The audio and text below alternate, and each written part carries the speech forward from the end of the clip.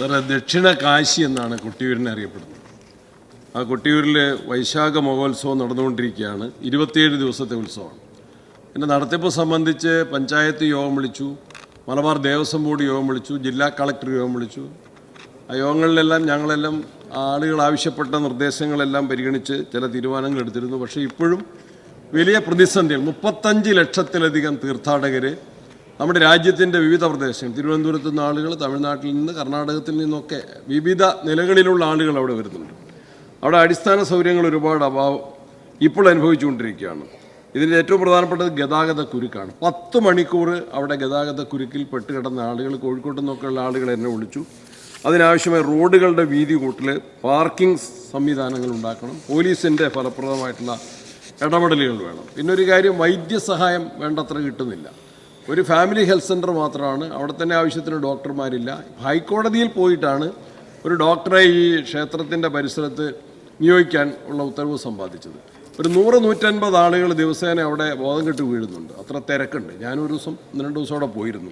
അപ്പോൾ ആവശ്യമായിട്ടുള്ള മെഡിക്കൽ സംവിധാനങ്ങൾ അവിടെ ഏർപ്പെടുത്തേണ്ടതാണ്. കുടിവെള്ളത്തിന് ക്ഷേത്രക്കാർ തന്നെ, ഭരണസമിതി തന്നെ നടപടികൾ എടുത്തിട്ടുണ്ടെങ്കിൽ പോലും ആവശ്യമായിട്ടുള്ള സംവിധാനം എത്തിച്ചേരുന്ന ആളുകളുടെ എണ്ണവുമായിട്ട് കമ്പയർ ചെയ്യുമ്പോൾ ആവശ്യമായിട്ടുള്ള സൗകര്യങ്ങൾ, ടോയ്ലറ്റ് ഇല്ല, പാർക്കിംഗ് ഫെസിലിറ്റീസ് വേണ്ടത്രയില്ല, താമസ സൗകര്യങ്ങൾ തീരെയില്ല, ഡോർമെറ്ററിയും അതുപോലെ ഗസ്റ്റ് ഹൗസ് ഉൾപ്പെടെയുള്ള സൗകര്യങ്ങൾ. മന്ത്രിക്ക് നന്നായിട്ട് ആ കാര്യങ്ങൾ അറിയുന്ന കാര്യമാണ്. ഇത് വയനാടുമായിട്ട് ബന്ധപ്പെട്ട് നിൽക്കുന്ന റോഡിലാണ്. അതുകൊണ്ട് ആ റോഡിൻ്റെ വീതി കെട്ടിയിട്ടുള്ള വികസനമാണ്. വിമാനത്താവള റോഡായിട്ട് 2017 അത് ഏറ്റെടുത്തെങ്കിൽ പോലും ഇതുവരെ ആ നടപടി പൂർത്തീകരിച്ചിട്ടില്ല. ഒരു സമാന്തര റോഡ് അത് PMGSYയിൽ ചെയ്യുന്നുണ്ട്. പക്ഷേ അതിലേക്കുള്ള പാലത്തിൻ്റെ ഒരു ചെറിയ ദൂരം, ആ ചെറിയ ദൂരം റോഡ് പോലും ഗതാഗത യോഗ്യമാക്കുന്നതിന് പലവട്ടം ആവശ്യപ്പെട്ടു, കളക്ടർക്ക് എഴുതി കൊടുത്തു, എക്സിക്യൂട്ടീവ് എഞ്ചിനീയറോട് സംസാരിച്ചു. പക്ഷേ ആ വിഷയത്തിന് പരിഹാരം ഉണ്ടാകുന്നില്ല. അതുപോലെ ഇത് പുഴയുടെ തീരത്താണ്, ഈ ബാവലി പുഴയുടെ അവിടെ പുഴ സംരക്ഷണം ഏറ്റവും അത്യാവശ്യമാണ്.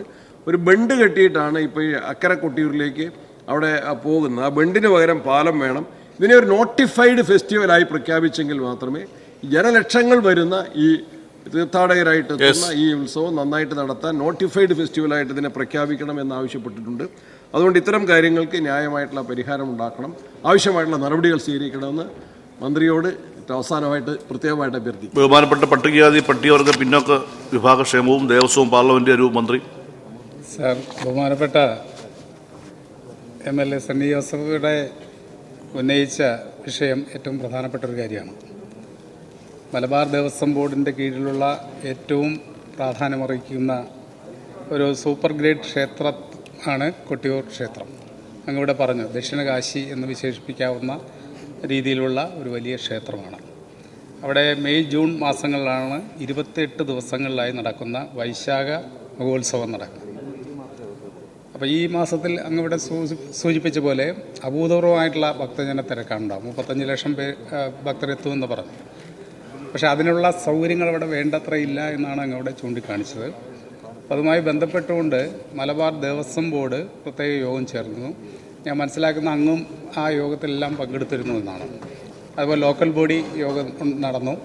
അതുപോലെ വിവിധ ഡിപ്പാർട്ട്മെൻറ്റ്, ജില്ലാ ഭരണകൂടം വിവിധ ഡിപ്പാർട്ട്മെൻറ്റുകൾ യോജിപ്പിച്ചുകൊണ്ടുള്ള യോഗം നടന്നു. അതിൻ്റെ അടിസ്ഥാനത്തിൽ അവിടെ ആവശ്യമായിട്ടുള്ള നടപടികൾ ആരംഭിച്ചിട്ടുണ്ട്. തീർച്ചയായിട്ടും അവിടെ അങ്ങ് സൂചിപ്പിച്ച റോഡുകളിലെ സൗകര്യം, അതുപോലെ തന്നെ വാഹന സൗകര്യം, അതുപോലെ ആരോഗ്യ വകുപ്പുമായി ബന്ധപ്പെട്ടുള്ള കാര്യങ്ങൾ, കുടിവെള്ളം കൊടുക്കുന്നത്, വൈദ്യുതിയായിട്ട് ബന്ധപ്പെട്ട എല്ലാ വകുപ്പുകളുമായി ബന്ധപ്പെട്ടുകൊണ്ട് കാര്യങ്ങൾ നിർവഹിച്ചിട്ടുണ്ട്.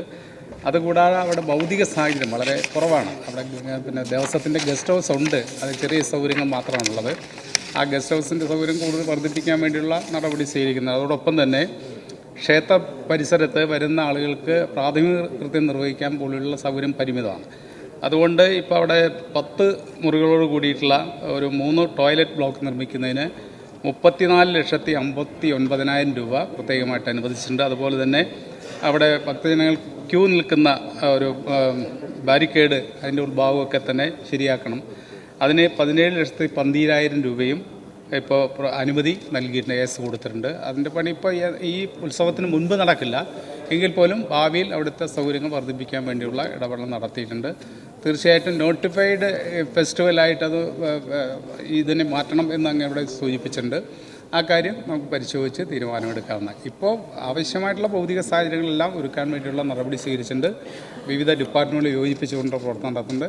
ജനപ്രതിനിധികളുടെ നല്ല സഹകരണമുണ്ട്. ദേവസ്വം ബോർഡ് അക്കാര്യത്തിൽ വേണ്ട നിലപാടുകൾ സ്വീകരിക്കുകയാണ്. തീർച്ചയായിട്ടും അവിടെ വേണ്ട സൗകര്യങ്ങൾ ഒരുക്കി